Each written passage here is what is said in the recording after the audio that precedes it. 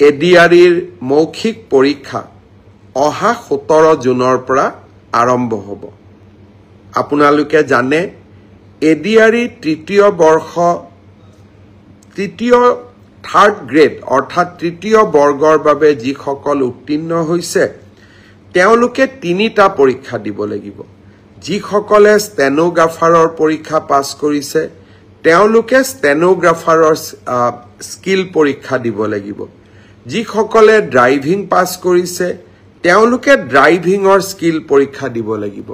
আৰু যিসকলে সাধাৰণ তৃতীয় বৰ্গত পাছ কৰিছে তেওঁলোকে কম্পিউটাৰৰ স্কিল পৰীক্ষা দিব লাগিব। আনহাতে চতুৰ্থ বৰ্গত যিসকলে পাছ কৰিছে তেওঁলোকে অৰেল আৰু স্কিল টেষ্ট দুইটাকে একত্ৰিত কৰি এটা মৌখিক পৰীক্ষাত তেওঁলোকে বহিবৰ প্ৰয়োজনীয়তা আছে আৰু আপোনালোকে সেই পৰীক্ষাত বহিব লাগিব।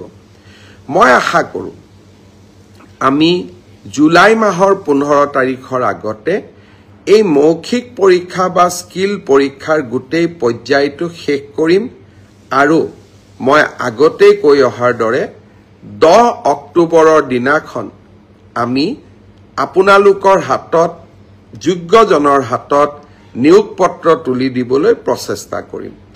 10 অক্টোবৰৰ দিনটোতে আমি post graduate teacher, graduate teacher, LP, এমিৰ শিক্ষক আৰু স্বাস্থ্য বিভাগৰ বিভিন্ন পৰীক্ষাত উত্তীৰ্ণ হোৱা আৰু এডিআৰিৰ পৰীক্ষাত উত্তীৰ্ণ হোৱা এই আটাইসকলকে একেলগে খানাপাৰা ফিল্ডলৈ মাতি আনি আমি নিযুক্তি পত্ৰ আগবঢ়াম।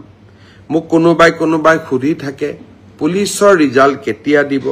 সকলো ৰিজাল্ট আমি এনেকে দিম যাতে আপোনালোকৰ হাতত আমি 10 অক্টোবৰৰ দিনাখন আমাৰ নিযুক্তি পত্ৰ আমি হাতত তুলি দিব পাৰোঁ।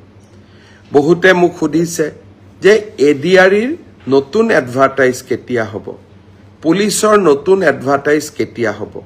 মই আশা কৰোঁ অক্টোবৰ মাহত নিযুক্তি পত্ৰ দিয়াৰ পিছতেই আমি নৱেম্বৰ মাহত নিশ্চয় আকৌ চৰকাৰী চাকৰিৰ বিজ্ঞাপন দিবলৈ সক্ষম